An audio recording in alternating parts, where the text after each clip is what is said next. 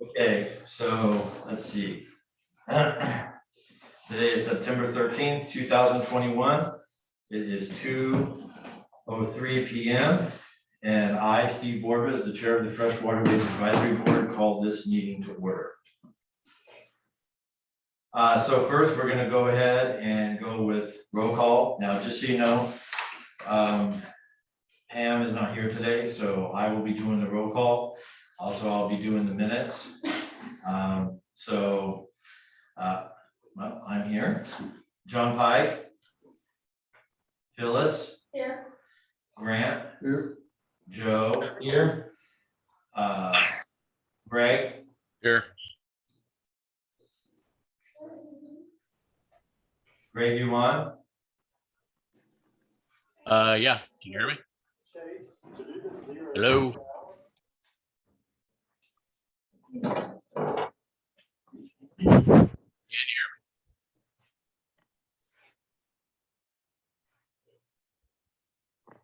Hey, Greg, I got you, man. I think Sarah's trying Yeah, to figure looks it like- out. Speaker problems over there. I got it. Okay. All right. Okay. All right, so, and then also our city council liaison, Susan Canary. Here. Okay, and then Public Works, Nick Bird. Yes, sir, I am here. Thank you. Okay, now visitors. Let's see, we have Bruce. I'm here. Thank you. We have Patrick Hayes. And we have Marty Hatfield. And Bob and Carol. And your name, sir? Ray Winter. Ocean Shores resident? Yeah. Yes, sir. And your name? And Gloria. What was your first name? Pam. And Gloria. That's it. Cohea, Cohea. And Ocean Shores resident? Yes. Okay, and Patrick. Okay, and your name, sir? Jim Golden, How do you spell your last name? Golden. Ocean Shores resident? Yes. And you, sir? Rich Hartman, Ocean Shores resident. Anybody else? Did I miss anybody? No? Okay. Oh, and Sarah Logan. Thank you, Sarah. Okay. So first is we have the approval of minutes from our last meeting. And let's see, the minutes for the meeting of August 2nd, 2021 was sent out by Greg McKay on September 1st, 2021. Do I have a motion to pass the minutes as written or pass the minutes with any amendments? Pass minutes is written. Okay, I have a question. For Yes. the minutes. I see that under my name, it's still showing treasurer and my term it ends in 2023. got it corrected. Thank you. All right, so Excuse me for a minute. you have something? Yeah, Greg, I wanted to just make sure you have my advisory board email because I have not been getting copies of the minutes. Yeah, but it's kind of a moot point now. I'm not secretary anymore, but yeah, go ahead and give it to me and I will get the past minutes out to you.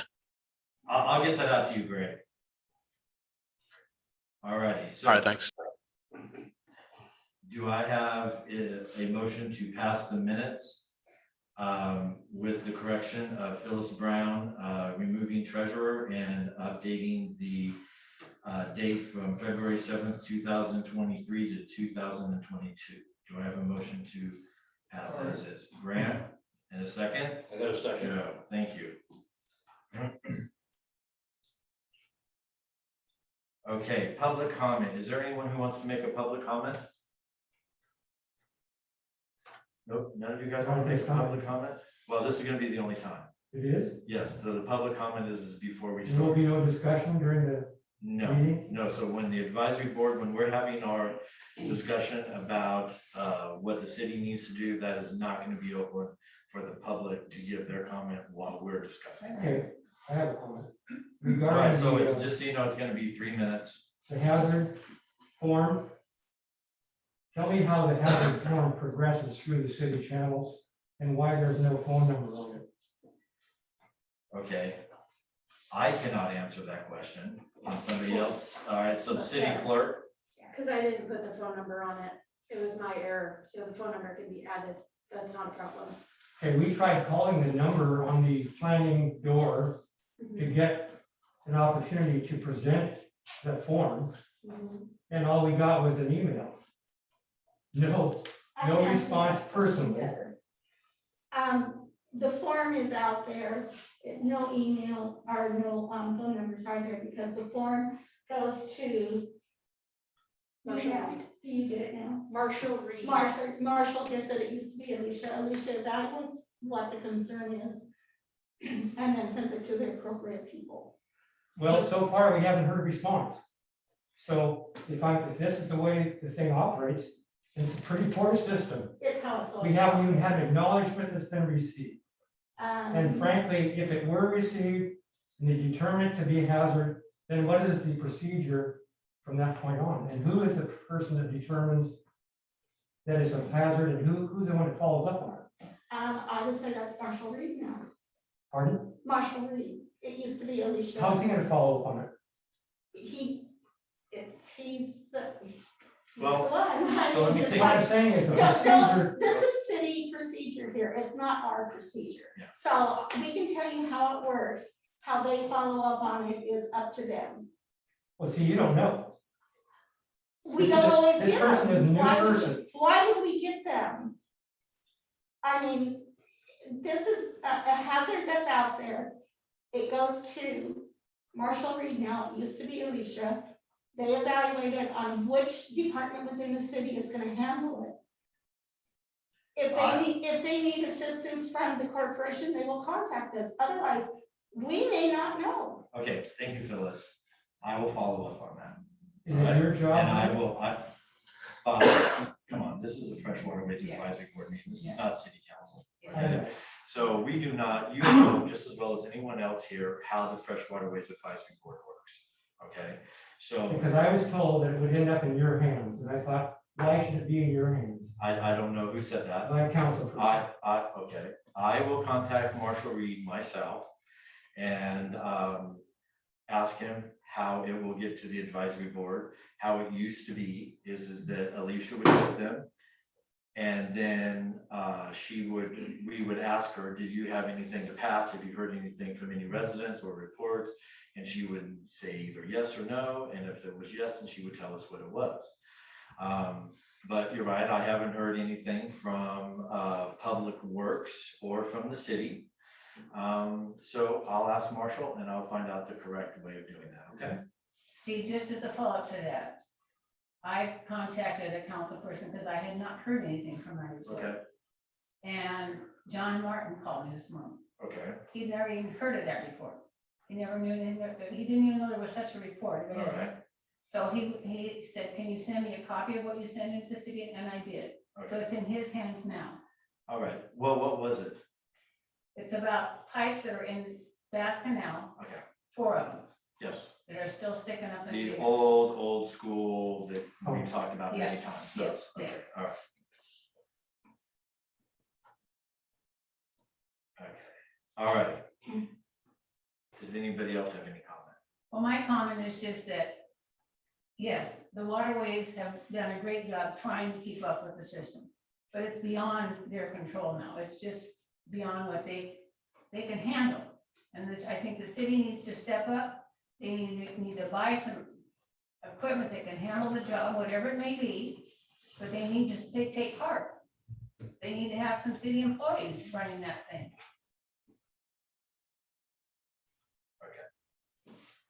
I think after today's meeting, I think you'll get a little bit better understanding of where the advisory board and the corporation is going with that, okay? Yes, sir. Okay, while you're checking on those reports, I turned one in, I think it was May of 2020. I got, from Alicia, I got notice that it had been received, and that's left there from anybody. What was the report on? I've got dead and dying trees right on my property and the lake, right by the overlay bridge. There's 4 trees there. You might, well, after the meeting, can you give me your address? We won't do it because right now it's on Zoom, so we don't want to have your address recorded. Sure. But please see me so that I can get that address. Okay, anything else, Gloria? Let me go ahead. Okay. Patrick? Yeah, Okay. first time here, and I want to see how you operate. All right, Mr. Golden, Jim? I'm fine. Thank you. Rich Hartman? I'm good. Thank you. And Ray? Well, I don't know if this is the place, but I just have a question on who controls the speed limit on the canals. I've had a concern for quite a while. I have contacted the police department twice. They're always going to turn it over to somebody, but I've never seen anything at all happen. And what part of the waterway do you live on? The 700 block of Southeast Point Brown. I saw in the Grand Canal. On the Grand Canal, yeah. I see him as well, sir. I live on, I'm just down a little bit from you. Yeah.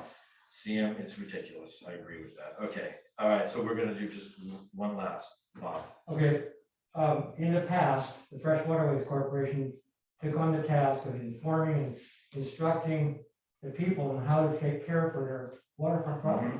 Mhm. All of that material has disappeared. Nothing is available to reach out to a person at the library, the information center. It's all gone up by the wayside. And I would like to see that restored and updated. Now, truly, there's stuff on the internet perhaps, but I people that believe there's encounter, stuff on the their first corporation. encounter is the realtors.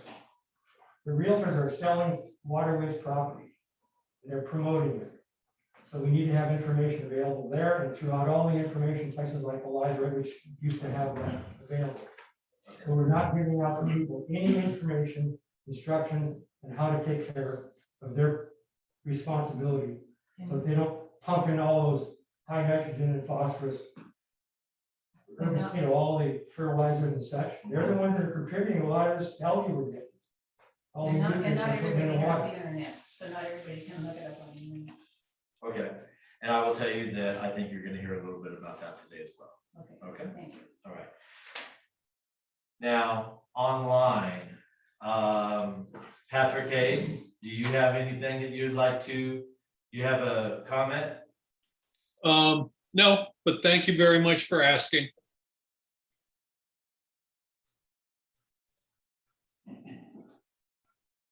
And there's nobody else, right, Sarah? What's that other one at the? Marty Hatfield. Oh, I'm sorry, Marty. Yes, hello. Thank you for taking my input. I'm down in the 900, far end of the 900 block of Point Brown Avenue Southeast on the Grand Canal. And as earlier commented, we see quite a few people going, I guess, generally northbound on the canal at high rates of speed sometimes. And it's very frustrating because their wake is quite significant and just, you know, it's disruptive to our dock and boat that we have tied up. And I imagine likewise, it can impact some of the shoreline areas that are more exposed. Secondarily, we've seen quite a few new construction projects and improvement projects along the shoulders of the canal, and some disruption, as was also mentioned earlier, by folks who apparently don't understand where their responsibilities lie in protecting the shoulders of the canals. So just want to make sure that that is a well-voiced observation that of concern. That's all I have for now. Thank you. Thank you, Marty. And then you had a Melody join, I had who? Melody join. Oh, and now she's gone. And Bruce. Okay. Actually, I'm gonna go ahead and wait on Bruce because he's actually will be part of what the city needs. He'll be here for the corporation. Okay, so I want to make sure that I got everybody. Okay, all right. All right, so what are we here to discuss? We have one topic. I've taken everything else off the agenda. I have absolutely no new business. We will not discuss new business at this particular meeting. This is all going to be about what the citizens and so many more citizens believe that the city needs to do more. So with that in mind, you can't go to city, I hope everybody realizes this, you can't go to city council and just say the city needs to do more. It needs to be defined. And then more often than not, I think, again, we could probably all agree that that is going to equal money. So where are we going to get that money from? All of those things need to get discussed. As I see it through my eyes over the last 4 years of being here and 3 years of being part of the advisory board and working closely with the corporation, I can see that there tends to be, and maybe always has been, if you go back to, who knows, at least I can go back and date it back to the 90s and early 2000s with folks like Grant Schaefer, Bob Rhodes, and then of course listening to many other residents, is that it seems that the city, for whatever reason, has for years and years taken a very hands-off approach to our waterways. And I have to say, as far as I'm concerned about that, I want to really and truly just ask why. Why? Why does the city get away with that? Why have the residents not, for year after year and going years back, done something about that? So maybe we all tried to do that. Now, the reason why I say this is because I don't want to hear about 1995. I don't want to hear about 2005, 2017. We need to figure out where are we today and where do we want to go? Okay, that's what I believe that we should do. Advisory board members, how do you feel about that? I agree. Do you feel that we're on the same sheet of music with that? Or are we going to stay stuck in the past because we can't deal with that? We need to talk about the now. And the future. Let's work on the now. Yeah, okay, all right. Greg, how do you feel about that? I agree. All right, thank you. Okay, so with that in mind, what I'm gonna do is I'm gonna ask Bruce to give his presentation to the advisory board members and also to the residents that are here at the meeting and those who will listen to this on Zoom, what the corporation has come up with for the city to be more involved. All right, Bruce. Let me unmute. Okay, there we are. I'll jump right into it. Before I do that, I'd like to give a quick update on the corporation and specifically the survey that was conducted last week.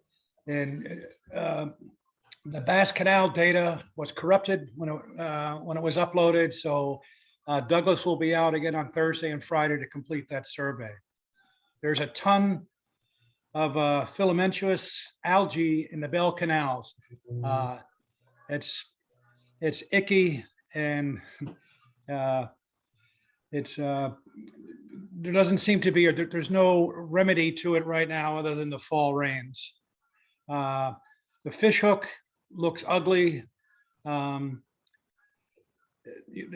is what it is. The Ocean Winds Canal has a abundance of duckweed. It seems to be the only canal out there that does. But anyway, that Doug will finish up the survey on Thursday and Friday and get that wrapped up. Okay, as far as I avoided your question, Steve, but I'll get right to it now.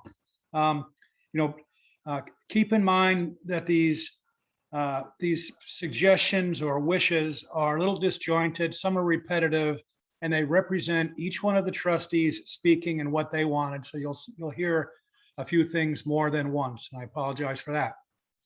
It's item number one. It's, we'd like to see the city get out on the water. We'd like to propose to the mayor, Nick, and all the relevant city employees to take a tour of the waterways so they can get a better feel of what we're up against out there. Number two, we need to complete and submit the integrated aquatic vegetation management plan as soon as possible. My understanding, this impacts everything needed for the waterways, everything from soup to nuts to grants to bids. That's my understanding. I could have that wrong. Nick, can you help me there? It does impact our ability to get nuisance vegetation control grant funding. Other than that, it really is the guiding framework for how we want to manage aquatic vegetation in the waterways. So Gotcha. There's a lot of value to it. Okay, that's number three is we'd like the city to coordinate core sampling. This is it has a few different names. It's the biomass testing, whatever, to see what we're up against. Number four, the city needs to fully fund and fast track the stalled 2-year-old North Grand Canal project. Item 5, Ocean Shores has 2 waterway budget line items, weed management and storm. And the corporation is requesting a line item for discretionary spending up to a certain dollar amount without requiring additional purchasing approvals from the city.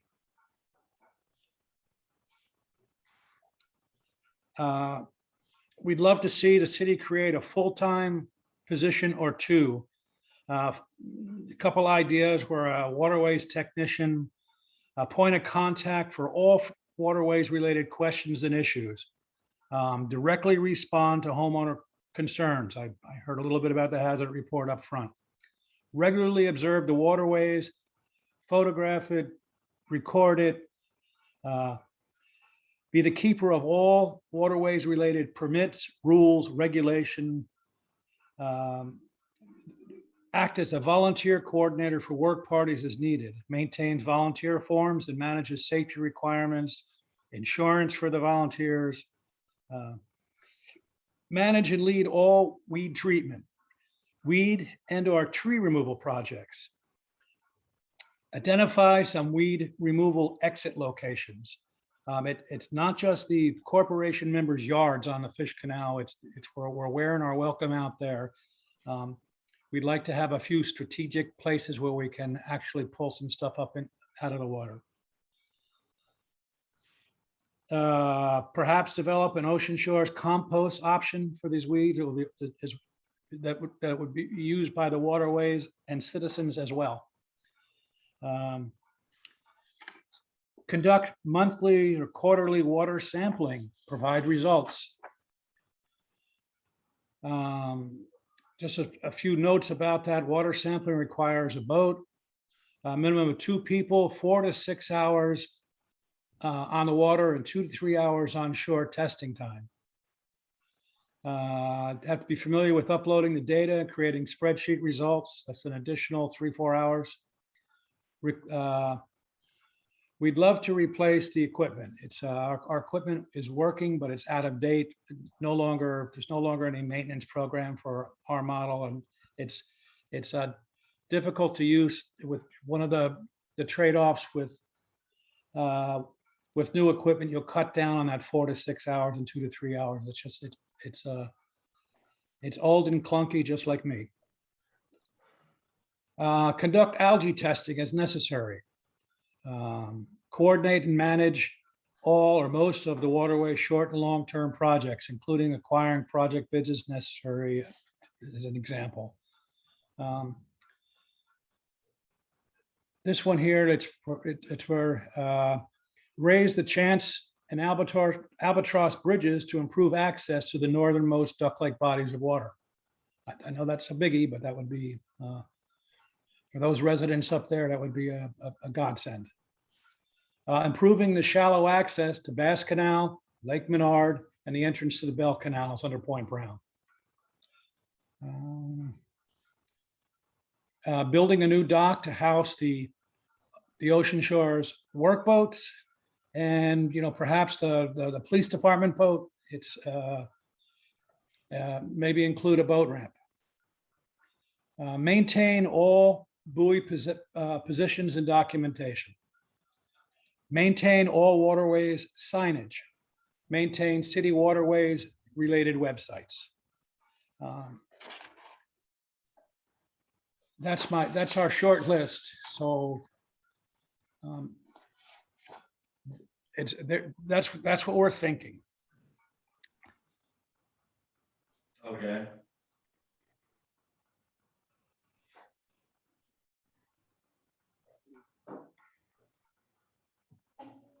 All right, so. Any of you have questions for Bruce? Joe? Well, yeah, me first. So the only question I have is, one of the comments that were made was that to have the city, people that work in the city go out on the waterway and see what they got. Yes. Why don't they contact the residents that are on the waterway? I mean, they're the ones dealing with it. I mean, I thought that a questionnaire to each house would be the way to go to find out what people want. I mean, do they want the waterway to look like a swimming pool, or do they want it to be, for fishing? Do they want it to be for? It's a point taken. It's I mean, I would think that would be the easiest, because those guys ain't gonna know what to do. They're gonna go out and look at the water and go, oh, it looks good. And they're gonna be done. But the people who live on it every day, those are the ones that you want to find out how they feel about it. I mean, we found it just might be helpful. There are staff, employees, and city council members that have never been on the waterways. They're the ones making the big decisions for us. They're the ones providing funding. To me, it's a yes. We've been compiling resident concerns and suggestions and complaints for decades. But this idea was to get to give city employees just a firsthand look at what we're talking about. It's that was the corporation's thoughts. Yeah, a lot of the ideas were great. I mean, I don't have a problem with a lot of the ideas. The only thing I had a problem with is just that one. I just know how, I know how this stuff works. They're gonna just keep the loudest ones quiet. The residents are the ones that have to deal with it. I mean, I, for one, would love to get a questionnaire from the city's office saying, what do you want for your waterway? Well, I want it to be clear, and I want it to have some weeds in it so the fish got somewhere to hide, and I want to have a fish population back again. And I think everybody would agree with that. Every resident in town would agree with that, except for it'll never be clear. So that one you gotta let that one go. Well, it was clear. I gotta be honest with you, and I got videos of it. Bass Canal was clear when it had weeds in it. But the minute they herbicided that canal, it turned muddy. Because it has nowhere for that decomposition to go. So it just clouds up again. So that is incorrect. I live on that waterway. I got 185 feet of it, the waterway right there. So that is incorrect. The waterway was clear as a bell. I could see all the way down to the bottom from my dock. I'll take you at your word. Thank you. Okay. Phyllis? You have anything? No? Okay. Grant? I covered all of mine in the corporation meetings. All right. For my thoughts. Yeah. That's all for that. Does that go the same for Grant and John? Well, I'm not sure, Bruce, on your list, but one thing we talked about is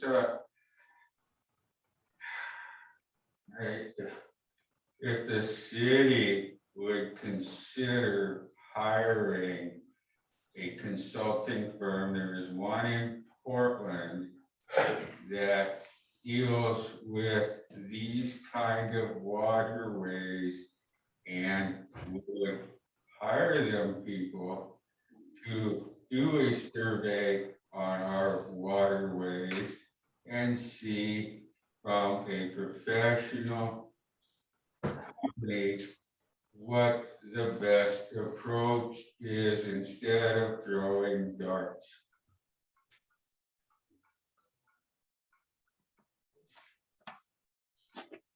Well, that is, we do need to know what it is we need to do before we can do it. That's what I've been saying, We we just can sit toss here and stuff. guess, but we are If it not sticks guessing. on the wall, it sticks on the wall, but Yeah, we're not, these people, the one in Portland are professionals at this.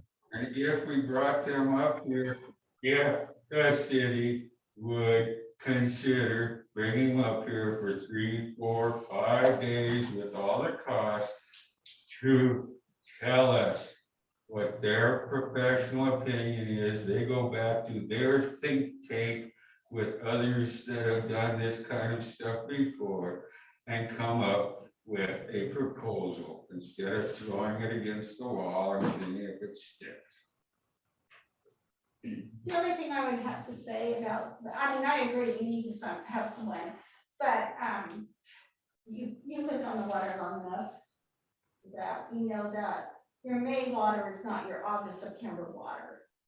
Yes, I mean, it changes so drastically from seasons that if you haven't come look in May, that same scenario may not be valid in August. right, and I agree, and like I said, this company has worked with waters similar to ours, so perhaps they have a year-round idea of what happens. But again, if we did that, instead of taking all this bloody guesswork out of it. Well, I think what we were trying to get at when we said a waterways technician, I think it's not just a technician that we were looking at. Well, we were looking at an actual qualified person to come in and take over this position who is educated in the maintenance of waterways. Right. Not just a person to go out there and do that, but an actual qualified person. Right, I remember us In talking school. about that, but again, I go back to, you know, I you hire somebody out of college and Yes, why not? they come down here, work 2 years, as I said in the meeting, they work 2 years, get it on their resume, go out and become a private consultant like the ones in Portland. That like an environmental biologist, is that what you like? Well, these guys do the whole gambit.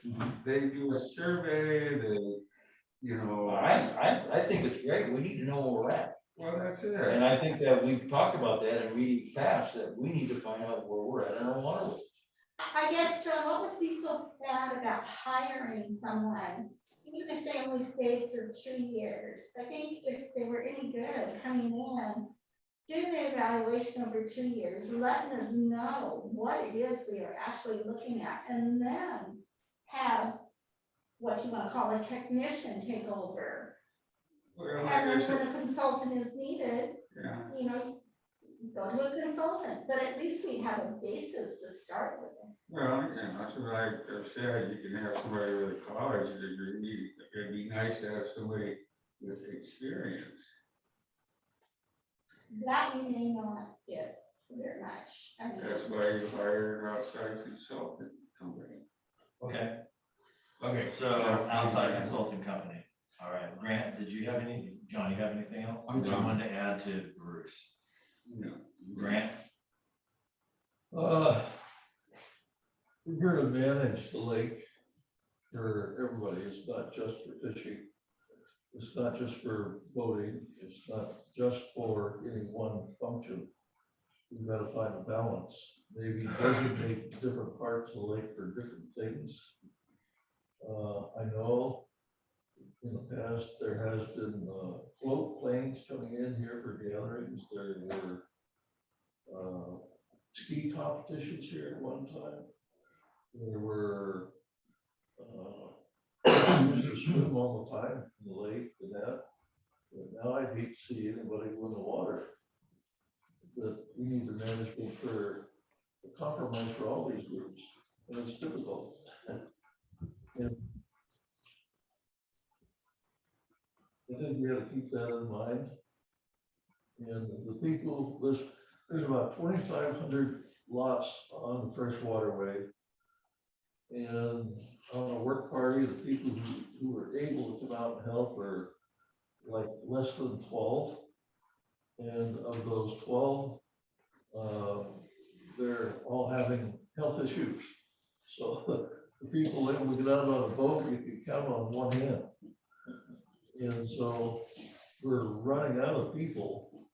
And I think the city needs to take over with some kind of full-time responsibility person that we can reliably call and get a response from the city. That's it. Okay. All right. Greg, do you have anything for the Fresh Waterways Corporation? I know, I like the ideas I've heard. I'll also like to see in the plan, someone to go around and look for violations and inform these builders of regulations on building right on the waterways or right up to the shoreline. I've seen a few bulkheads being built, and I mean, they're just doing it. Yeah, Bob brought that up too, and you know, the thought had crossed my mind from very early on, Bob. Like when I bought the property on the lake, is would it be possible, and we see this all the time out in the work parties where people, we see new, what do they call it? Bulkheads right down to the water, new, very recent. Would it be possible for those that sell real estate down here to have that information? If you're buying property on the water, this is your responsibility. I have also said, and we did this at Pepsi Cola, if you have a contractor, a excavator come in and do work. Every year we had to, if you want to work for Pepsi Cola, here is a thing you read through it, you sign it off saying you are aware of the rules and your responsibilities here at Pepsi Cola. If you do not follow them, you do not work here anymore, again, ever, for Pepsi Cola. So why couldn't the city, I believe, all the excavating companies and anybody that works here has to get an annual permit or license. Why couldn't something like that be included? Ken Holmes, you come in here, clear a lot, you take it down to the water, you sign this, you will never work in this city again. He wouldn't do that. He wouldn't do that. He wouldn't do that for me. No, I just threw that name, Northwest Backhoe. Yeah, Well, whoever. I think on the bulkheads, it used to be, I must say, I'm not up on the new guidelines on the I can't even think of what it is. Anyway, you could build a bulkhead as long as it wasn't in the water. And so here in August, September, when the water is so low, I think technically you can build a bulkhead because it's not in the water. I don't So- know. Well, we would have to look at the ordinance. That's and code. exactly what I mean, that that's code. And I know at one point there was discussion about training for the people, any of them clearing, having a meeting, doing that exact same thing, and it, Bruce volunteered to do the training for it, and it was declined. So And what was this now? to have the excavators, builders, everybody come into a meeting. And who said no? This was Yeah, a I'm not city gonna thing? name any names. I think at least what I'm hearing is what, right, John, what you're saying is that the city, this is something that the city would do with the when they're given permits and licenses, this isn't, Exactly. Yeah. We have suggested that before. I don't understand why these things are so difficult to do. I know. It's simple. It's been brought up years ago. Money, Okay, It How wasn't- much does it it take wasn't- to make out a form that they gotta sign saying you can't do this, you can't do that, you can't do that? they got an ordinance right now, you can't put anything 25 feet away from the waterway, that belongs to the city. That depends on the area of what you're at. Well, I know in my canals like that. okay. So, anything else on the grant? One simple thing, I don't know why it's been not talked about in the past, is most people who have property here, whether it be near the water or away from the water, fertilize their lawns with stuff that comes from Ace Hardware. Why is not the Ace Hardware ownership being brought into this and asked to maybe red tag those fertilizer projects that are detrimental to the waterway and green tag those which are friendly? You can't just pinpoint Ace on that, it's not taking control also. They do the same thing, it's not just Ace.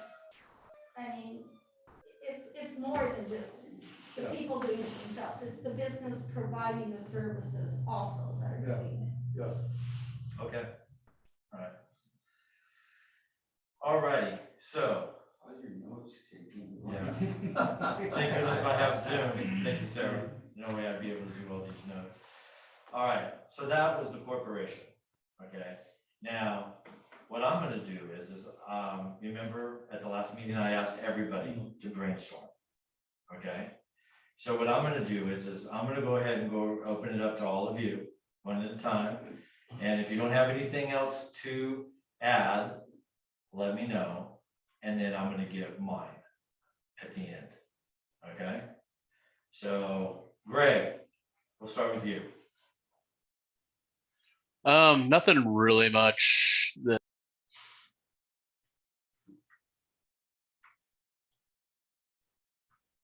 Sorry about that. Let me actually. All right, now that should stop. Nothing really new that has been was in Bruce's presentation. I know there's been talk in the past of mechanically harvesting and buying equipment for that, but I mean, you'd have to hire at least 2 full-time people to run that and mechanically harvest the weeds. I think at this point, at least, until things are under control, chemical treatment is a necessary evil at this point. But yeah, I would like to see the city be able to inform, like we said, for when permits are applied for. And I don't know if it's a staffing issue or what, but then be able to enforce. I mean, not even in the waterways, the logging, we all know that goes a little overboard once in a while, and seems to be no repercussions. But anyway, that's my rambling. All right, thank you, Greg. Phyllis? I'll just recap really quick. I really feel that we need a consultant in here first to determine what our true issues are and how we should be dealing with them. I do not believe that mechanical removal is the best option. Not only the time involved in it, it would require 2 people full-time, minimum of 2 people full-time to do all of our areas that need to be done. We would be starting at one end, going through and turning around, starting and doing it again. Also keep in mind that it just cuts off the weeds, which means that the weeds grow back twice as vigorous as what they were before. And also, nobody's talking about the health issues of the people working on these machines. I was reading an article about it. There's things in the water, I can't even say here what they are. But, you know, there's allergies, they get the stuff on them, the muck, you know, the mucks. I know Here, very I well. mean, pulling the branches out and everything, we're covered in muck. Allergies, you know, the health issues, the insurance, I mean, buying the equipment, where are we gonna dispose of the weeds? And then just cutting them off, I feel we're just making the problem worse than what it already is. I'm not saying it's the only solution of either one or the other, a combination. But I think first we need someone to come in here and tell us what is needed. Hire the appropriate people to do the work. I'm not gonna be going out there doing it anymore. I mean, lifting weeds, wet weeds out of the canals is heavy. I can lift 60-pound bags of cement, but I cannot lift those weeds. We need to have people at our disposal who are there all the time, dealing with the weeds and making a compost center for city use. And that in itself, having a compost area would be a great benefit to all residents who are doing yards. I'm done. Thank you, Phyllis. Yeah. Joe, Thank you. So one of the things that was asked of me was to try and contact some of the people that down the canal where I live on and see what they feel about it, what they want to do. So I've contacted, I contacted a lot of people, but I actually was only able to talk to about 7 different people, 7 different houses that live on the canal.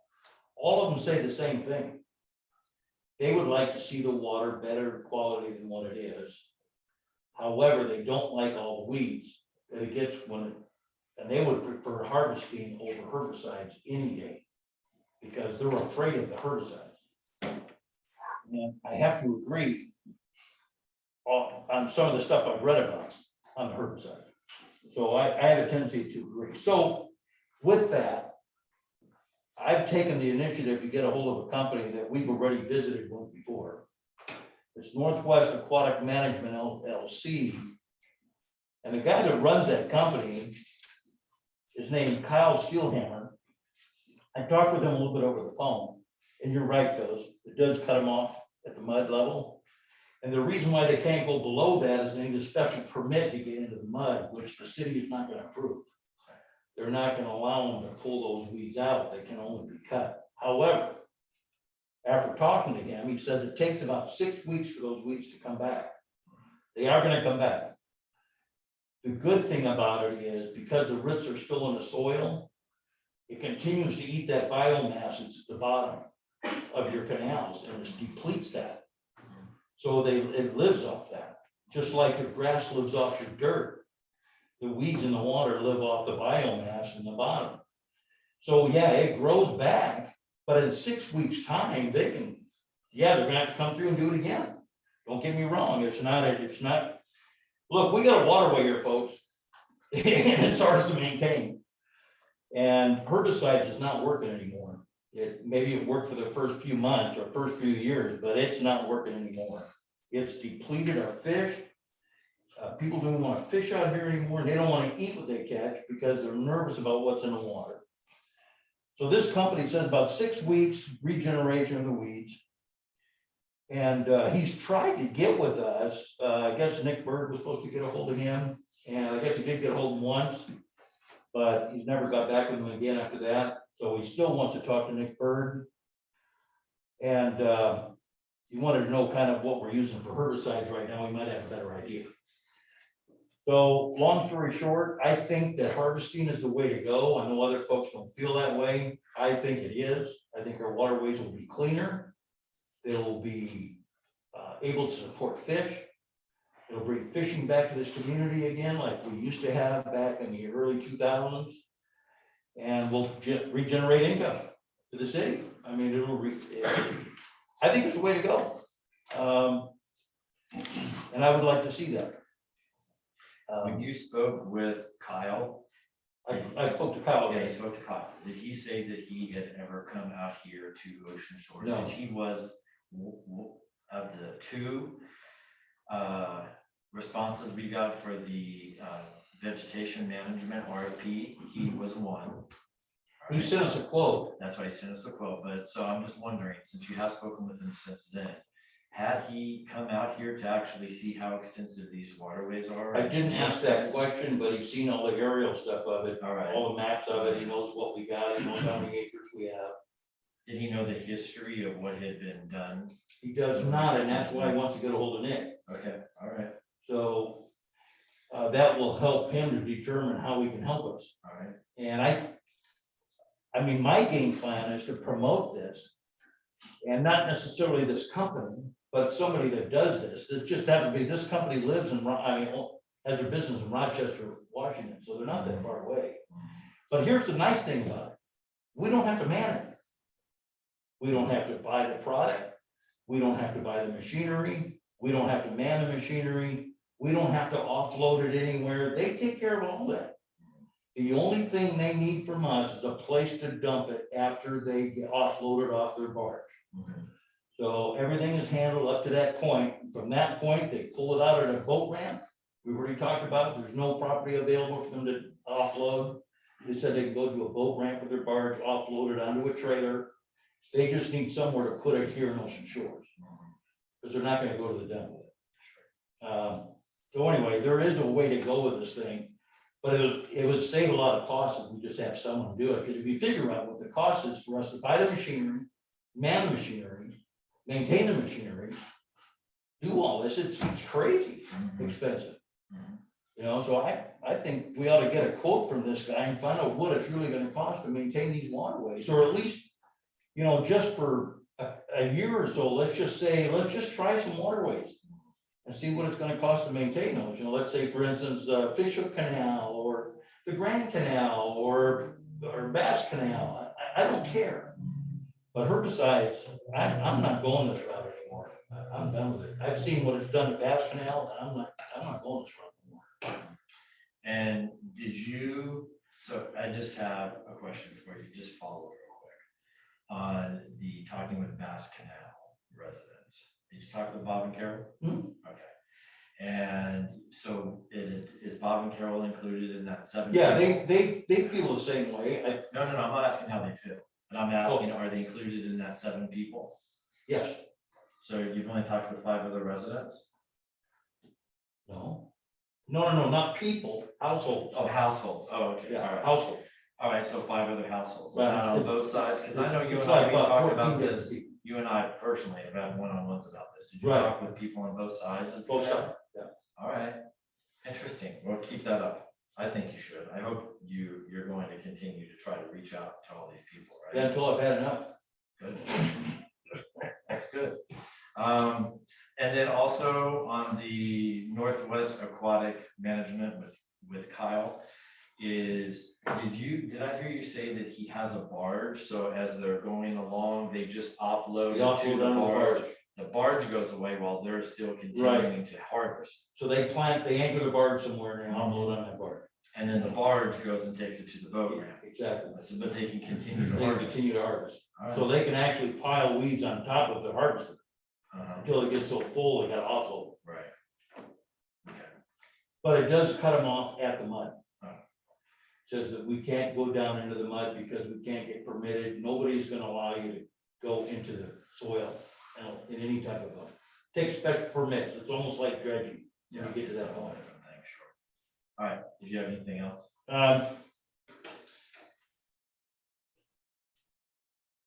No. Okay. Thank you, Joe. And I really do appreciate you going and talking with the residents on the Bass Canal.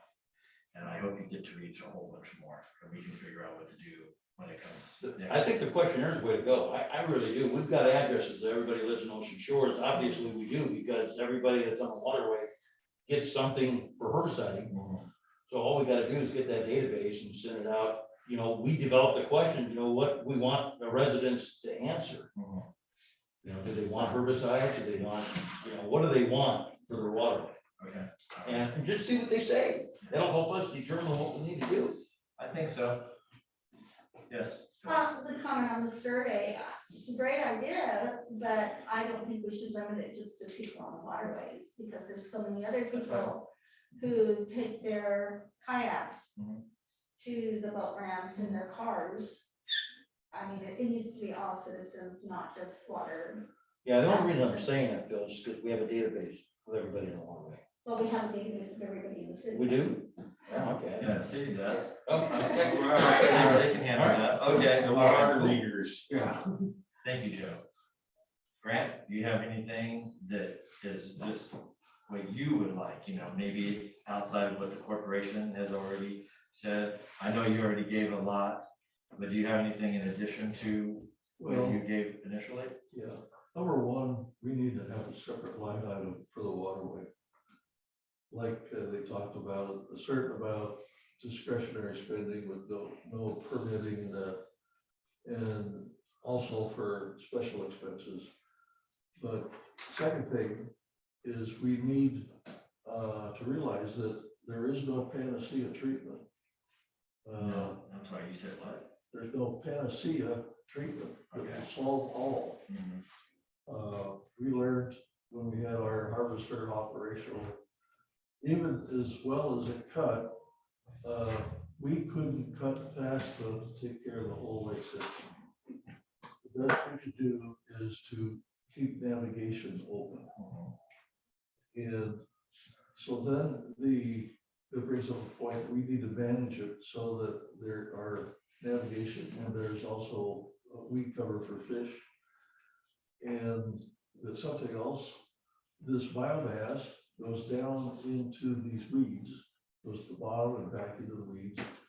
If we can get them out, even if it's just a small amount of the time, we're taking biomass out of the water system. And if it just keeps returning, all the leaves keep accumulating, all the dead fish drop to the bottom, all the old weeds and debris that's thrown in, that all breaks down and goes into more weeds.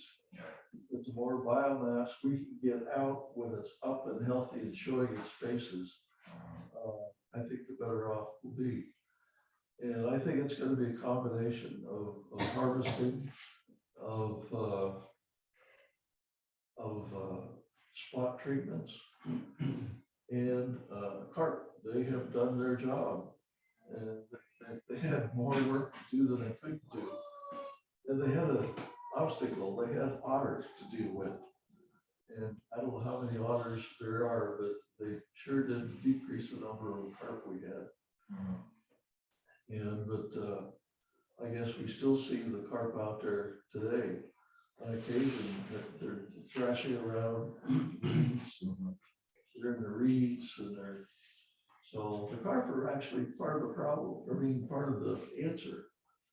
And so, but anyway, it's for us to balance the resolution. There is no panacea. Harvester won't do it by themselves.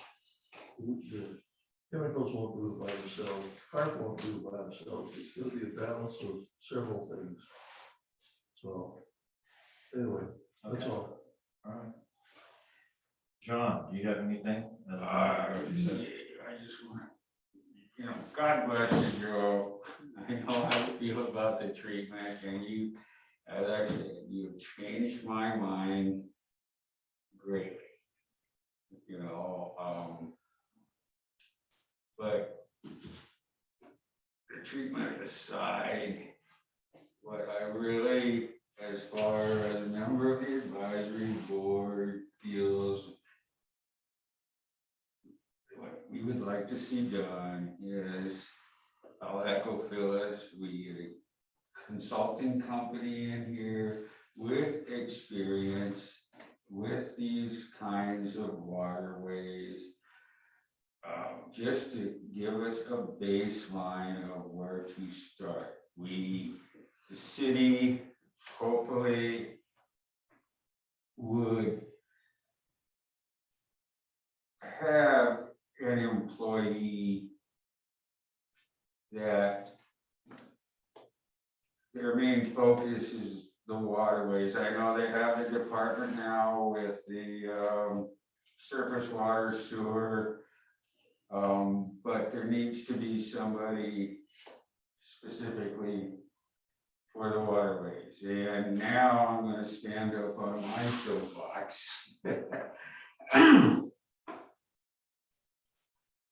I realize this is an election year and I've been chastised a few times for saying this, but I'll start with the good side. The waterways and the golf course are two of our greatest assets here, okay? And I have talked about it for years, trying to get this city, town, whatever we want to call it, promoting ecotourism.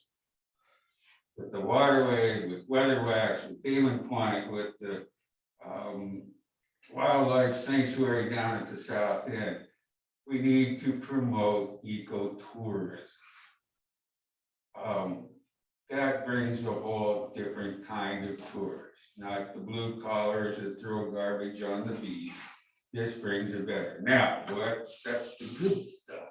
Bad stuff is, I'm gonna go back to, this is an election year. And again, I've been chastised for saying this. And the waterways seem to be, oh my God, the most important thing that has ever happened. I just want to see what happens after November, after January. Because I've been down here 9-10 years living, and I hear stuff, and I'm sure most of you know Angelo Ruscos. He was over at the house last week. We're sitting out there talking about the same things, all of these. And we got ready to leave, well, Angelo, because I've known Angelo forever up in Seattle. We'll be sitting here hopefully 10 years from now, saying the same thing. You know, this is the way this city works.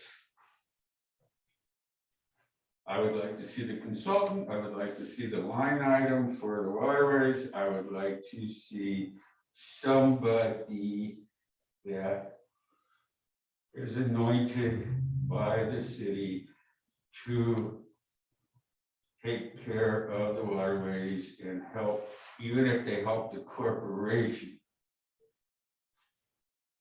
with manpower, womanpower.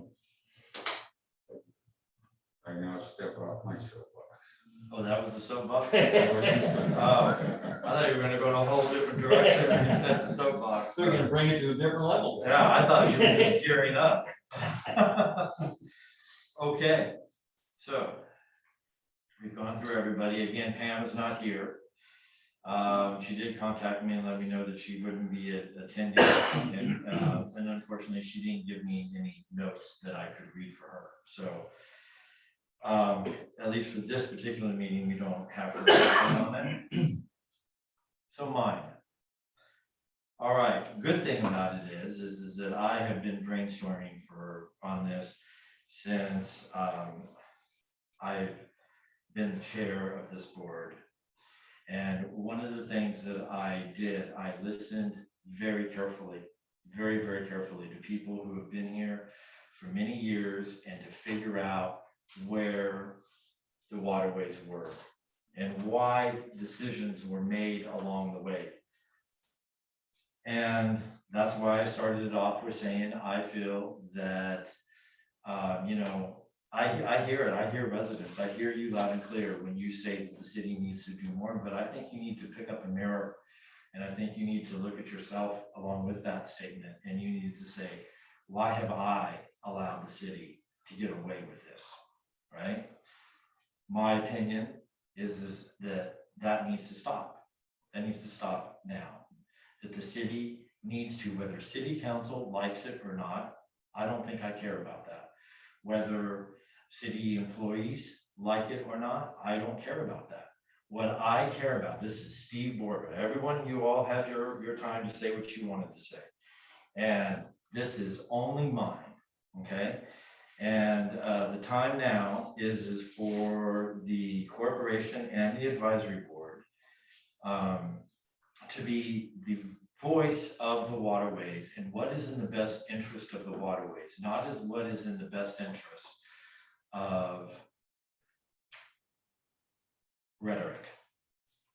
Okay, so here's mine. Number one is a separate funding line for Fund 438 within the storm drain utility for very specific fresh waterways / lake management fund. I don't care what they call it, as long as the money is put there for the waterways and it does not get diverted to something else. So for people like, I'm actually really disappointed not to see Don Williams on today. For folks like Don Williams and the other folks who pay really close attention to what council is doing with the funding of our money. Don Williams, help us out with that. IAVMP. I know that Public Works has a plan to complete the RFP within a matter of weeks. I have talked with Nick Bird. Nick and I have worked a lot on this, and we're going to continue to work on it until the RFP is submitted to the advisory board, and we will get our opportunity to give input to on the IAVMP. Now, board members, when that is given to us, you're going to have to really put in some time in between the meetings, and you're going to have to do your own due diligence so that we can get back to Nick and we can give him a good product that he then can complete the RFP, get it before council, and get it out of here. So that then the bidding can get done for consulting companies to come out here, complete the IAVMP, and we move on. Okay, the $65,000 for that has already been allocated. It doesn't cost us any money because it's already been there. All right. The North End Grand Canal Project. City council members, listen and listen hard. And for those of you who are running for city council, listen hard. Get it completed. We have sat around since 2019 and heard nothing but excuses on why this cannot get done, and that needs to end. Okay. The buoy system. Police, help us. My opinion is that the buoy system needs to have those buoys replaced in proper placement prior to 2022 voting season. And as we get closer, I'm going to get a lot louder about that. Okay, so all of those, Marty, Roy, I think Ray, help me. We all live on the Grand Canal. Help me talk with the police or whoever we need to get the buoys in there. All right. John, Phyllis, anybody else? Survey of residents. I absolutely, unequivocally believe that before we do anything, that we have to survey all residents of Ocean Shores, not just those who live on the waterways. I think that's actually kind of selfish if we were to just say those who live on the waterways. It is a city system. We all use it for our own recreation of some sort. And I want to hear from the residents of what the residents believe that we should do with our waterways. As I've sat in these meetings, I have heard some say, well, we need to not do X, Y, Z because then I can't fish. Well, we need to do X, Y, Z because then I can't vote. That's fine, but that's 7 of us, okay? And we need to hear from the residents on what the residents want to see of the waterways. I'm a firm believer, for any of you who know that I was active duty military for 30 years, I'm a firm believer in the democratic system, and majority wins, okay? Just like here at the board, whatever we take before the city will be the majority, okay? That doesn't cost us any money as I see it. Again, I've talked with Nick about he and I just kind of spitballed the idea. But I think we'll do a lot more than spitballing. Okay, so we'll get the show on the road with that. All right, now here's the kicker. Everything else on my list, And so far, almost everything that I have heard, with the exception of maybe the education piece, talking with the realtors and builders and excavators and whatnot, but everything else is going to cost money and considerable money. You guys all know that, right? Everyone who's sitting in here, you guys all know that we can't do it on a $4 a month storm drain utility fee that we are paying. All right, and if anybody who believes that we can do all of this stuff with the amount of money that the city has at its disposal, then my opinion, you're living in la la land. Okay, so here's my take on that. And I know that the cities east of us have a much higher storm utility fee on their for their city utilities. I say that we need to significantly increase the storm drain utility bill, and a yearly increase, minimal yearly increase needs to be done. We'll talk a whole bunch about that. Weed management for 2022. This gets into what Joe just talked about. I've spent a lot of time over at Joe's house, and I've spent a lot of time talking with Bob Rhodes and Carol Rhodes, and I have seen Bass Canal. What a disaster. And I look at it this way: we need to figure out a way to move away to herbicides. I do not believe that herbicides is going to be the save-all for us, okay? I don't know that mechanical harvesting is going to be the save-all. I don't know if manual harvesting. I hear you, Grant. It's probably going to be a combination of a whole bunch of different things. But what I would like to see for 2022 is that we have some sort of hybrid where we are doing the treatment and where we're doing the harvesting. And for me, the reason why is because it's just unfathomable to me that anyone in the city would think that we should spend an extraordinary amount of money on harvesting machines or the people to do them when it hasn't even been tried here in the stores in a long time, okay? And so I think we need to do a hybrid of that. Now, however, we're only gonna have about $45,000. Because if you remember, we had 110 between 21 and 22 to do whatever we needed to do on the waterways. Well, we spent almost 65 this year, okay? So we're not gonna have the money that we even normally have had in the past, which is 50 to 55. So we're not even gonna have that. So I think that that is the very first one that's gonna require more money. And I think that that has to be taken to council and with a plan of what we think should be done, why it should be done, and this is how much money we're going to need for them to divert, transfer, I don't know what the word is, but into the storm drain utility fund so that Nick can get 2 different contracts. All right, resident education program. Seems to me by all the folks that I've talked to is that there's pockets of people who know exactly the way that things are supposed to be done on the waterways. What's high water line? How many feet from high water line? What's the buffering zone? What plants do you plant? And all these great things. Well, one, I received about 2, maybe 3 years ago, this really great news article from the Fresh Waterways Corporation, which specifically talked about that. Said the buffer zone, plant this fern and that shrub and whatnot. It was great.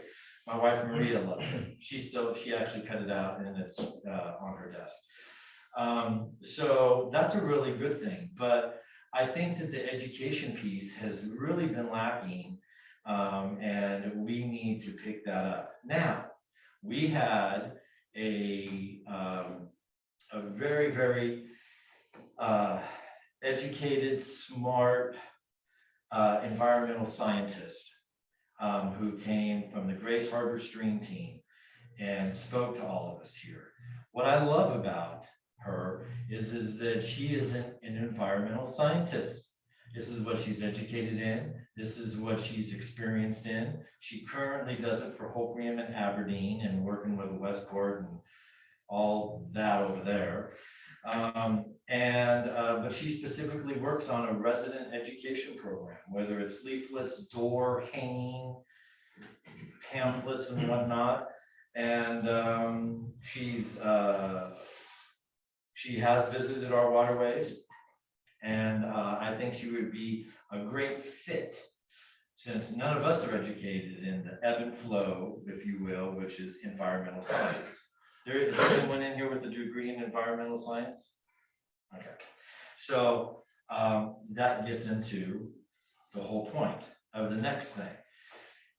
The city, I say that the city needs to have a FTE of an environmental scientist. I guess you could go back and forth and go, well, is it a person who just is out of high school? What's their experience and all that? Well, guess what? You can get around some of that. I myself have a degree in human resources, so human resource management. So I get it a little bit. A lot of that stuff is in the position description and your what's called KSAs, knowledge, skills, and abilities.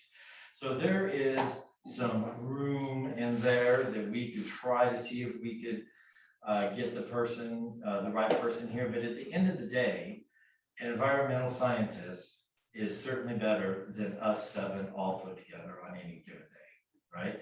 So I look at it that that's what they need to do. I would love to work with the city on doing a position description. Establish a storm drain utility division within Public Works. I think that leads into what everything that Bruce was talking about of what they need to do. All of that stuff, and I know that I have corporation members here, but this is just me, remember, right? I think all of that stuff needs to be moved from the corporation into the city. The city needs to take ownership of those boats. The city needs to maintain those boats. The city needs to use those boats, and we can certainly volunteer all we want. The city should establish their own volunteer program, all of this under the environmental scientist and his or her workers. And then one of the other things is that they should do a direct liaison with the Fresh Waterways Advisory Board and Fresh Waterways Corporation. We should all sort of be on the same sheet of music, going in the same way. And boy, did I learn a lot when Grace Harbor Stream Team was out here in the 90 minutes that she stood at the North End Grand Canal and said, what a blank pit, right?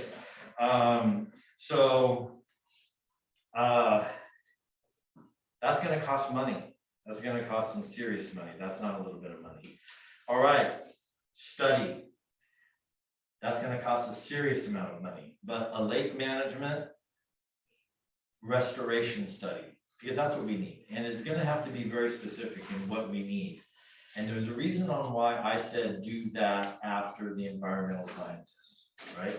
Because I would hate to do the RFP for that, because that study is going to be based off of that RFP, right? And if you don't get the RFP right, you're not going to get the right outcome. I guess we could go and we could look at other RFPs and try to get to it as close as possible. But I would hate to spend even one penny and we don't get exactly what we think or what we have in our heads, right? Or even what the citizens want. Under that lake management restoration study, I have all aspects of the storm drain utility system. Does everybody understand that the storm drain utility system throughout the city all drains into the waterways? Did y'all know that? So if you live over on what's some street, Ensign, right? Ocean Shores Boulevard, that drains all that whole culvert system. And maybe we should have a meeting only from Nick Burton and explain the whole drainage system.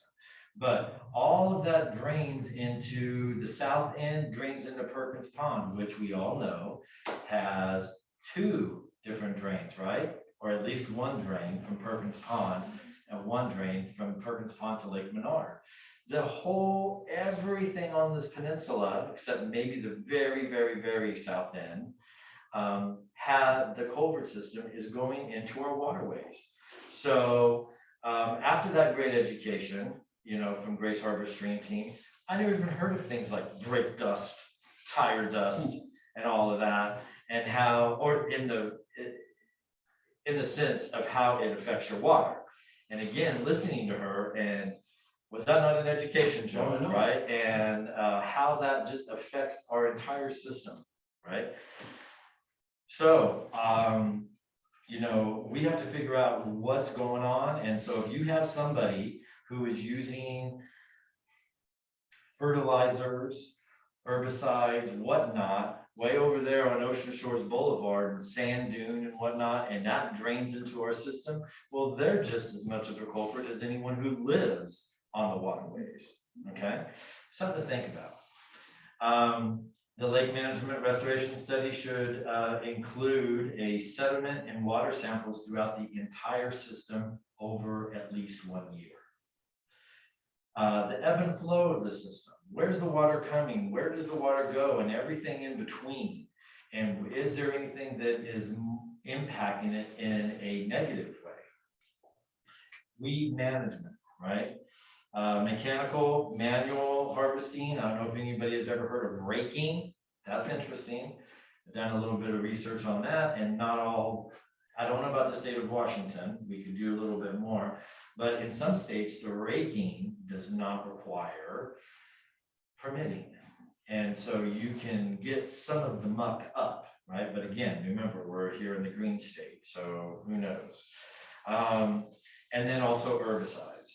Me personally, I'm not the lover of the grass carp, but again, I got to listen to that environmental scientist, fish and wildlife, people who are educated in this. Algae management, all right? And what is going on? Why are we getting all this algae? Again, got to have that environmental scientist. The raking, restoration, dredging, alum. All right, I saw this whole really cool article on alum. Richard Wills knows about that as well. Life cycle of the waterways. We're at 60 years since these waterways were dredged. There is a life cycle to things that are man-made, right? And I think that, again, those professionals can give us an idea of where we are in that cycle. We can all see it. Mother Nature is filling in, and it's not just the biomass, it's sandbars. Just look at more shallows. I think Bob is probably the only one who can navigate one of my boats through that disaster. So it's one of the things to think about. The biofiltration system at the North End Grand Canal. I did a lot of research on that. It seemed like it was a great idea, but again, something else that the city just let go to the wayside for whatever reason. And so I do know that because I sat on the charrette for the North End Grand Canal project, and that was part of the project. But again, some of that is also going to depend upon how much money would the residents be willing to spend on the North End Grand Canal. So again, something to consider. Remember, I said money. And then tell us exactly what are the requirements? What do we need to do so that we can satisfy what probably a majority of the residents would want, which would be fishing, boating, swimming, throwing a ball out in the water so your dog can go and catch it and you can play with your dog, right? I get all of those things. I've received phone calls from residents, and I've had a few residents come and see me directly, at the boathouse and tell me, that they don't feel safe even touching the water. They do not feel safe with having their animals getting anywhere near the water. I hear you. Go stand out there for a while, and I think anybody would probably feel the same way. Okay, projects. And Joe, this might interest you. For me, and this actually came after a very lengthy conversation with Richard Wills. I never even really kind of thought so much about this, but what a good conversation I had with him about this. And that was a yard waste, waterways, weeds, composting station. So it's not just about what would we do with the weeds if they were to be harvested, but also just everyday yard waste. We know that LeMay doesn't do that unless you want to shove it in your gray trash can, right? And then, of course, maybe that would help with the burning and things like that, and people would be more inclined to try to get it to this, composting station, and then, maybe we could do something good with that compost, right? The Grand Canal, the city owns a few properties on the Grand Canal. One of them being just sort of across from me, and it's a double lot, beautiful lot. But there's a couple other city properties.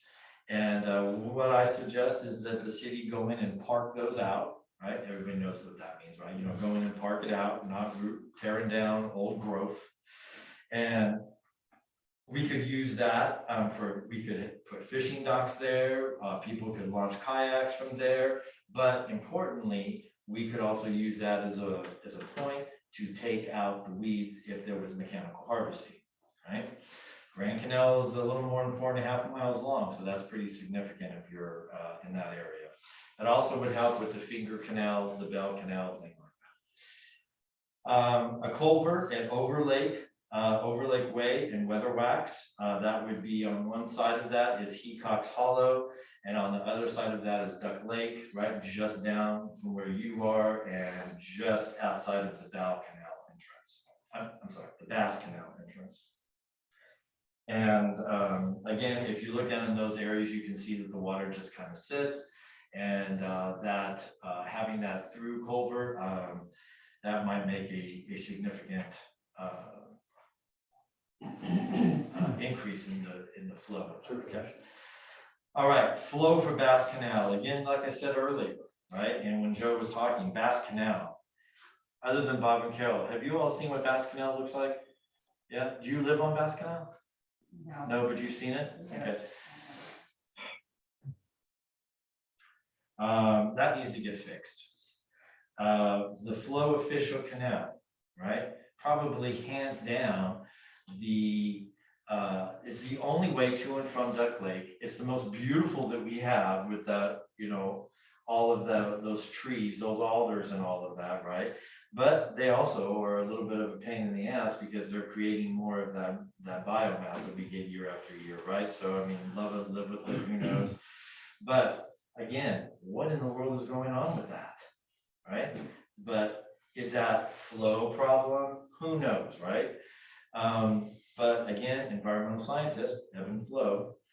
And the restoration of the entrance between Lake Menard and Marsh Shallows. Right now, you could probably walk across it if you really wanted to.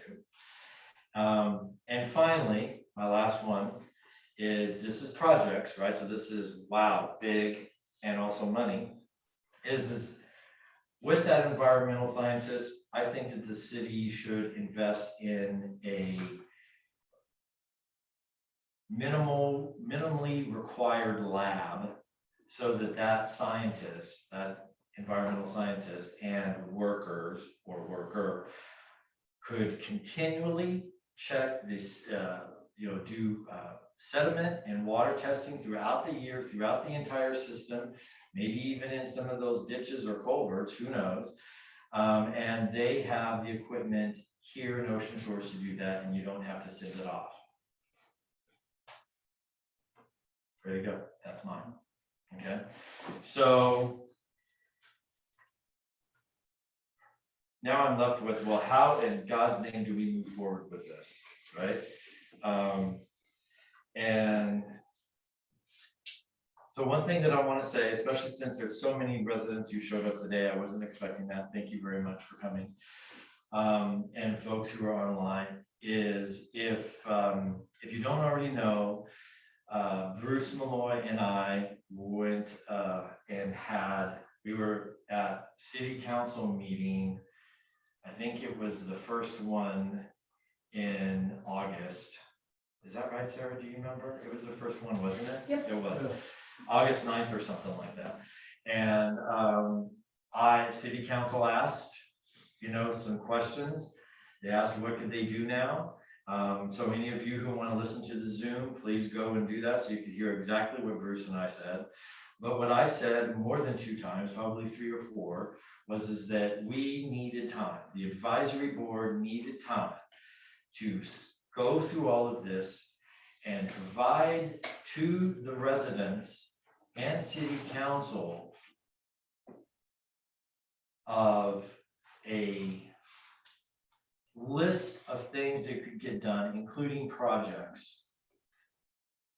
And not necessarily care so much about the money. I didn't say that, but I'm saying that now. Not necessarily care about the money right now, but do these proposals to council, and that we needed time to do that. So they kind of tried to pin me down as to when that would be. And I said that it was going to be a few months. Okay. So the reason why I say that is I hope that nobody came here thinking that this was going to be the end all of the meeting, that we were going to discuss this and put a plan together at this meeting. We had to get it all out, and we had to brainstorm and go forward from here. Okay.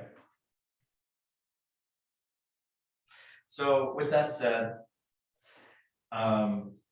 you know, if it's okay with the board members, I think I kind of changed my mind.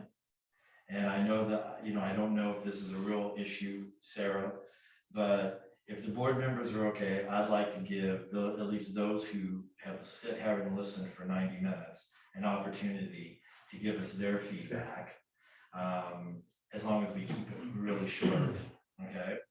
Is that okay? Because I know that's not part of the agenda. All right. What? Go to the bathroom. All right, so I'm okay to do that, Sarah. It's not part of the agenda. All right, 5-minute break. Praise God. All right, 5-minute break. If anyone needs to go. Okay, so we are back. It is 3:40. We're back in meeting session. So what I'm going to do is I'm going to go ahead and go around and give everybody an opportunity to give any kind of comment. Okay, please keep it short so that, you know, everyone can get a time. What? Yes, Fran. Before we go on, just one quick comment. I want the boat crew who does 90% of the work, please stand up. Yeah.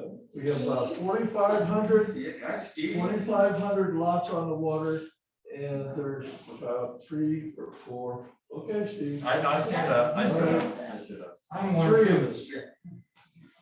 He's a steward of Ross Canal. I stand up, my knees hurt.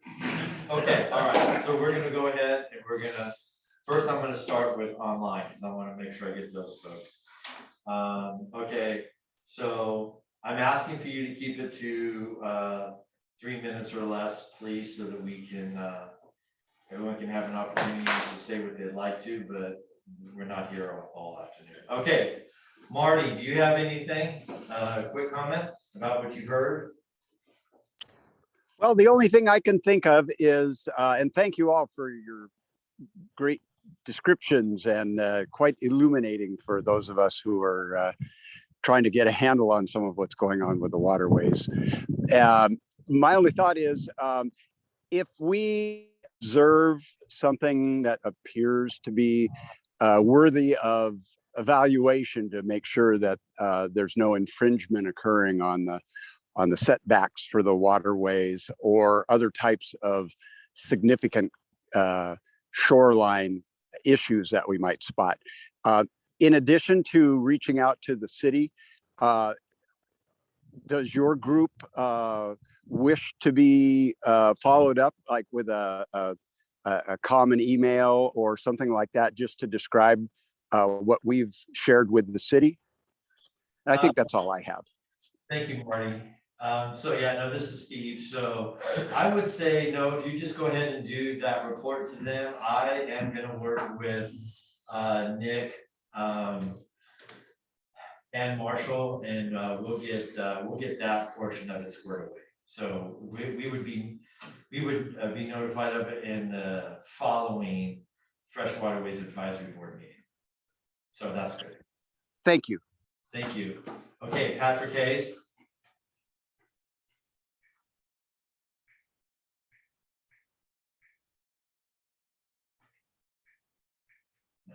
Okay. Alrighty. Yes, sir.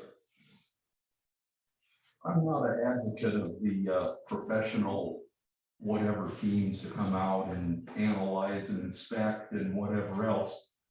It costs thousands and thousands of dollars to do that. And what do? Give you a white paper report or something. I'm more for the idea of a waterways technician that has the expertise in what we need and see how that goes. Will that waterways technician request maybe some outside professional help? That would be for him to determine. It would be beyond our scope for someone or to be able to do that. So I think the waterway technician is a good way to go. Thank you. Okay, Bob. I want to thank you guys for all your hard work. It's obviously you're concerned and dedicated to be a volunteer. So I heard a lot of good comments come out today, and I think that there's been a lot of hard work put in on this already. It's a big challenge. It's very complex. But I think that if we could get away from herbicides, I think that would be my goal. Because back in the old days, when they first used herbicides, for example, on the Bass Canal and Duck Lake, they used sonar. That treatment lasted for years. There was no problem for years. Every year now they're using dicot and whatever. This year it looked like there was kind of an overkill. It bled over and other things that weren't even targeted. But it's not holding. The Bell canals were infested during the boating season before it was treated, and of course the treatment was late. But I think the current treatments are not working. They don't hold even a year. So that we need to get away from that. And also it's true, what Joe said, our canal was clear. And since it's been treated, it looks like a muddy mud hole right now. It hasn't changed. So I would like to see the balance. I'd like to see the fish come back. I'd like to see some weeds on the shoreline, controlling the pennywort. That kind of thing could keep it to a minimal amount. But there's actually some benefit in those things. They are helping keeping the stuff getting into the water. We know that the reeds, the cattails are all beneficial as long as they're not 12 feet deep, which in a lot of cases they are. They're not being managed, but I think you guys are right on track in trying to come up with the right solution. And I appreciate all the work you're doing. People don't realize that. They all say, well, they're not doing anything. Well, they're totally wrong.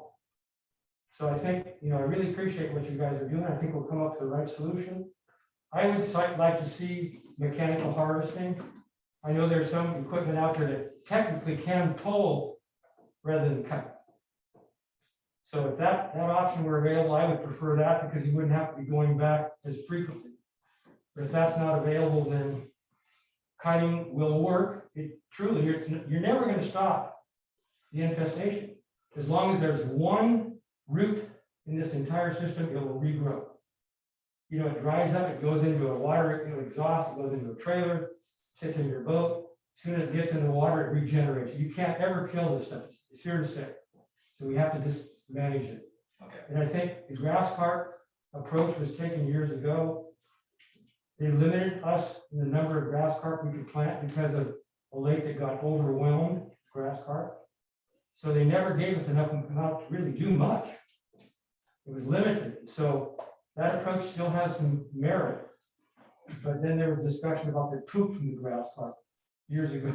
Anyway, that may be a good option. But I think mechanical harvesting should be part of this. And then we need to suck up that crap in the bottom. I mean, that black muck is deep. And, we've got to get some of that out because the lake itself and the canals will not regenerate until we get that out. That biomass is just really clogging everything up. Okay. All right. Thank you, Bob. Carol? Just a quick statement. If Bob and I collected the signatures, and we've already got most of them. First, we'd introduce ourselves, tell them where we live, and what we are here for. And they would all say, where can I sign? And they didn't all live on the waterway. But then sadly, their next comment, and I need us to hear this, I hope Nick Bird's listening, is good luck on getting this city to do anything. Now that's sad.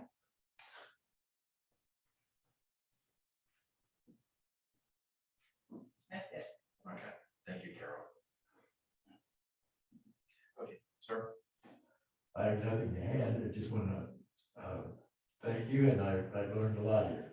Okay, thank you. I just a ditto to what Sam just said, and also, because I've not attended these meetings before, and have no idea of what you guys did. It was very informative, but how do you get that out to the public? How do you let the public know? My only thing is maybe if there was something put in the Observer, that everybody gets that, something about your meeting and what you know, the steps you're taking to try and accomplish this. And even the other thing is with the questionnaire, I know I have friends that don't live on the water and don't think the water, you know, what do we care about that? It was very informative what you were talking about and how this does affect, you know, it's a utility, how it does affect. And I think that needs to be brought out in the questionnaire of, you know, anyway. Okay. See, just to pull up tonight, their comment about good luck getting the city, how many people are gonna pick it up, sit in the city and just throw it away? Or think, they're not gonna do anything anyway. That's my concern. Would they really, what percentage would even fill it out? Yeah, no, Okay. yeah, I've thought about it, spitballed it, yes, we gotta do something about that portion. Patrick? Well, I want to thank you all for being here, everything you've done, and you really opened my eyes to a lot of things.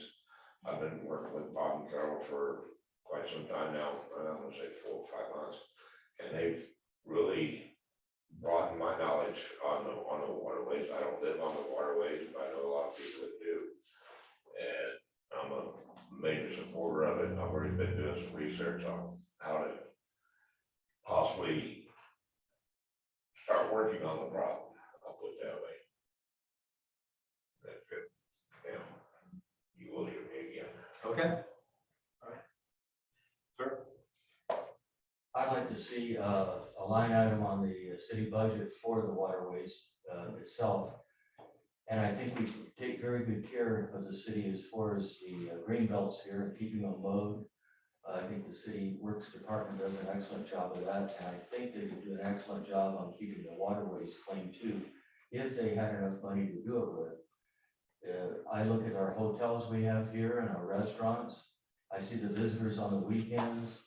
I was on Bass Canal and I saw a 23-foot really nice fishing boat there, downriggers, over a 200-horse motor on the back, and he was cruising down there just having a really good time seeing what was going on.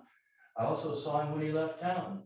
We didn't get a launch fee out of that. I don't know if he had lunch here. I don't know if he spent the night here. But he came in and used the waterways, and personally, I would like to see a launch fee put on boats.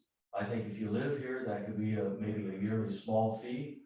And if you're out of town and you launch here, I think it should be at least $1 launch fee to put a boat in the water. The marina charges $5. And where does that money go? Canal. So that isn't enough, it's kind of. Yeah. All right, so launch fee, perfect. All right, well, thank you, sir. Rich? I listened to you closely and I'm gonna talk as though I'm not running for council, nor am I on council. And it's going to start with convincing council members that the citizens are serious, because there's been talk for at least 25 years on this. So I like to start out with the facts, and I think for a very small amount of money, it's, you know, I'm going to be wrong by a percentage, but about $10,000 gets you the ability on a November election to have advisory votes. And I think it would be such a simple thing for us to, you know, there's a few hot topics in Ocean Shores that the council could agree to put 2 or 3 questions on an advisory vote before the councils make decisions, so they can get the citizen input. And I would see an advisory vote probably worded better than this, but would you, as a property owner, support a, I'm gonna make it up, $80 stormwater fee per lot that was dedicated 100% to fresh waterways? Yes or no? And you're gonna find out really quick if you have support from the boss, which is our voters, or not. And if they say yes, how in the world can even a dysfunctional council ignore that. But now, what do we all do? Oh, everybody I know, they say they want to do this. Oh, man, no, people I know, they don't want to do this.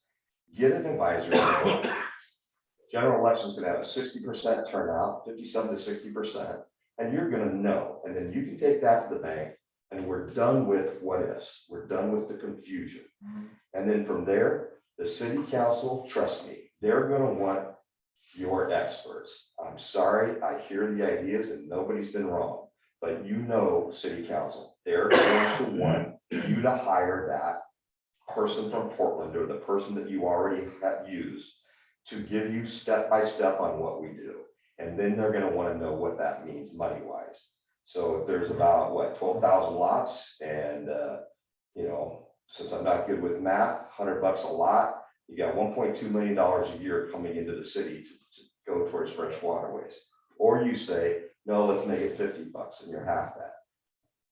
I see those as a step, an advisory vote, because it's politics and you need to know what your boss says, the voter, followed by the experts that you guys arrange to get the information to council, corporation and board together, as you said, here's the steps, here's what it's going to cost, let's roll. Okay. Interesting, okay. Did Patrick Hayes ever get? I'm sorry, I'm back. Did someone ask for me? Yeah, so I was just wondering if you had any comment after listening to our meeting. No, I'm just getting information. You guys are doing great. I like all the ideas you've come up with. Okay, thank you. All righty.